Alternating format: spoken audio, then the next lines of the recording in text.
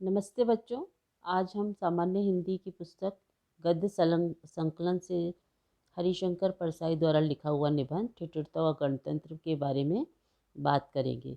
यह जो पाठ्य पुस्तक है ये इसका प्रथम वर्ष कला और प्रथम वर्ष विज्ञान दोनों के छात्रों के लिए है। तो ये निबंध भी आप दोनों के लिए है और इसका आप अध्ययन कर सकते हैं। सबसे पहले मैं हरिशंकर परसाई जी का परिचय दे देती हूँ। इनका जो जन्म है 1924 में हुआ था, देहावसान 1995 में। और संक्षिप्त परिचय इस तरह से है। जन्म स्थान था होशंगाबाद। हरिशंकर परसाई हिंदी के प्रसिद्ध लेखक और व्यंगकार रहे हैं और व्यंग को स्वतंत्र और गंभीर विधा के रूप में इन्होंने पहचान दिलाई थी। राजनीतिक साहित्यिक व्यक्तित्वों पर संस्मरणात्मक टिप्पणियाँ इन्होंने लिखी हैं जो बहुत ही सराही गई थी। साहित्य में निम्न वर्गीय जनता के पक्ष में अधिक इन्होंने लिखा है और उसको इन्होंने प्रमुख रूप से अपने साहित्य में स्थान भी दिया है। लेखन की विशेषता है वो इस तरह से हम समझ सकते हैं। परसाई जी की रचनाएं नए सौंदर्य बोध की प्रतिष्ठा करती हैं तथा परसाई जी के लेखन में कबीर की अक्खड़ता और प्रखरता हमें देखने को मिलती है। इसी क्रम में परसाई जी की रचनाओं में तुलसी जैसा जो सामाजिक बोध है वह भी हमें दृष्टिगत होता है तथा परसाई जी की जो सभी रचनाएं हैं वो परसाई रचनावली के 6 भागों में संग्रहित हैं। तो इस तरह से अभी हमने इनके बारे में बिंदुवत बात की थी। अब थोड़ा विस्तार से बताती हूँ मैं इनके बारे में। इनका जन्म मैंने अभी बताया आपको कि होशंगाबाद में हुआ था। ये मध्य प्रदेश में है। और परसाई जी हिंदी के ऐसे लेखक थे जिन्होंने गद्य को धारदार बनाकर व्यंग को स्वतंत्र एवं गंभीर विधा के रूप में स्थापित किया। वे प्रतिबद्ध मार्क्सवादी थे और इन्होंने 3 दशकों तक निरंतर देश विदेश की हर महत्वपूर्ण घटना पर अपने विचार व्यक्त किए तथा कई पत्रिकाओं में ये नियमित रूप से स्तंभ भी लिखते थे। ये एक ऐसे गद्यकार थे जो सर्वाधिक पढ़े जाते थे और सराहे भी जाते थे तथा निम्न वर्गीय जनता के पक्ष में इन्होंने अधिक लिखा और अपना जीवन जो शैली थी वह भी निम्न वर्गीय जनता के आधार पर ही इन्होंने अपने जीवन को भी जिया। अर्थात ये कथनी और करनी में इनके कोई अंतर नहीं था। परसाई जी व्यंग की रचनाएं जो हैं व्यंग के माध्यम से नए सौंदर्य बोध को प्रतिष्ठित कराती हैं और आधुनिक हिंदी गद्य के संस्कार मिजाज और तेवर को अकेले परसाई जी ने जितना बदला उतना प्रेमचंद के बाद किसी गद्यकार ने नहीं। परसाई जी की जो लेखनी थी उसमें हमने देखा है कि कबीर की अक्खड़ता और प्रखरता थी तो तुलसी जी का सामाजिक बोध भी था।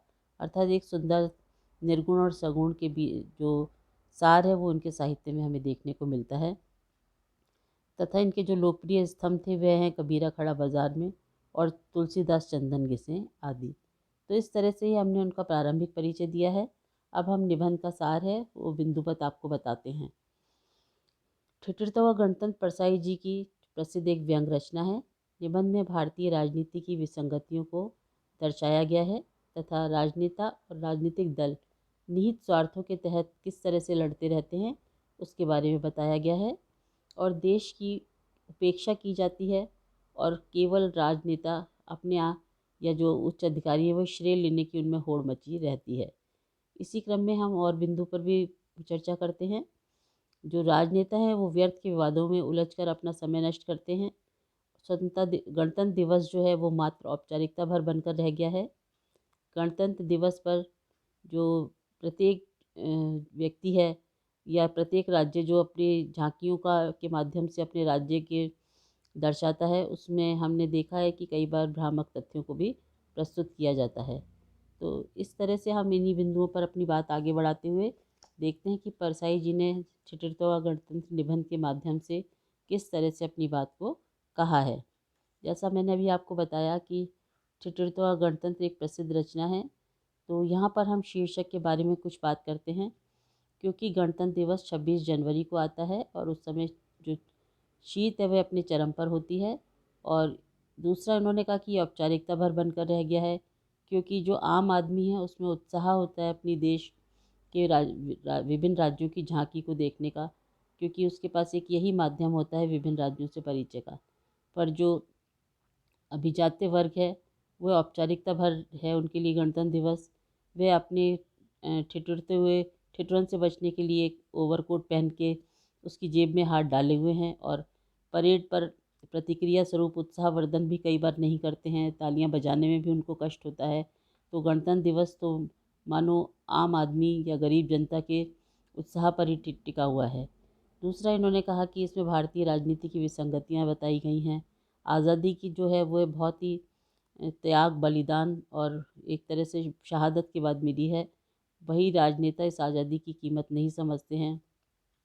देश के हितों से को दरकिनार करके अपने व्यक्तिगत हितों को सर्वोपरि मानते हैं और निहित स्वार्थों के तहत अब राजनीति करते हैं तथा देश की जो उपेक्षा है वह की जाती है और परस्पर एक दूसरी पार्टी जो है वो चाहती है कि उस हर चीज़ का श्रेय उसको जाए और आम जनता में अपना वोट बैंक को पक्का करने की ज़्यादा उनकी मनोकामना रहती है।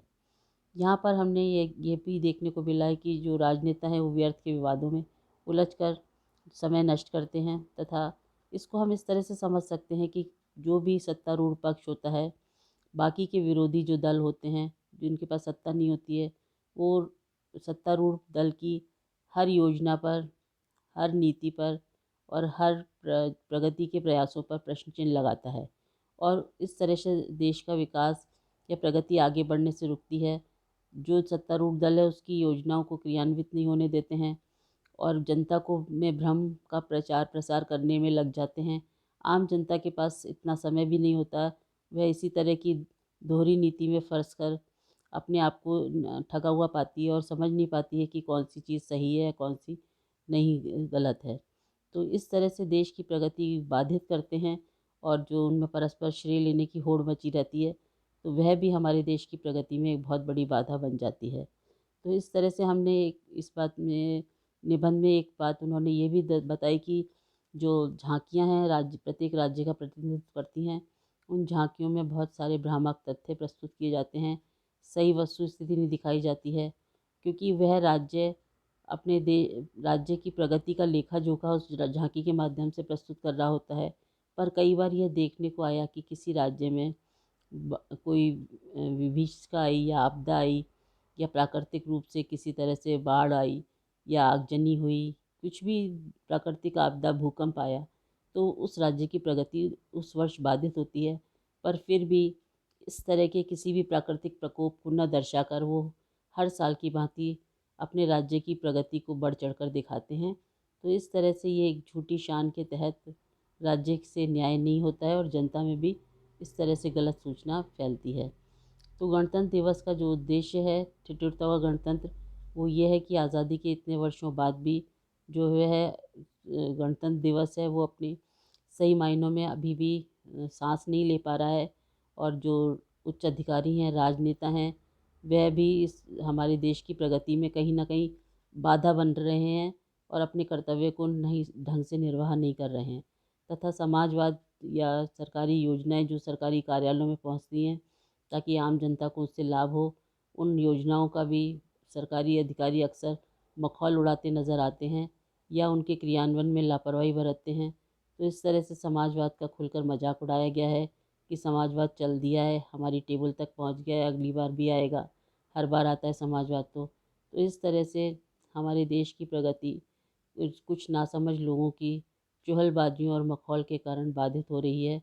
इस निबंध में हरिशंकर परसाई ने यही सब बताने का प्रयास किया है और ये एक व्यंग प्रधान रचना है कि गणतंत्र अभी भी ठिठुर रहा है, वह सर्दी से नहीं ठिठुर रहा है। राजनेताओं और उच्च अधिकारियों की आपसी खींचातानी के कारण वह विकास की गति को नहीं प्राप्त कर पा रहा है। इसी उद्देश्य से उन्होंने ठिठुरता हुआ गणतंत्र के माध्यम से देश की और देश के नेताओं की, उच्च अधिकारियों की मनोभावनाओं को प्रदर्शित किया है कि वो किस तरह से हमारे देश की प्रगति को बाधित कर रहे हैं। धन्यवाद।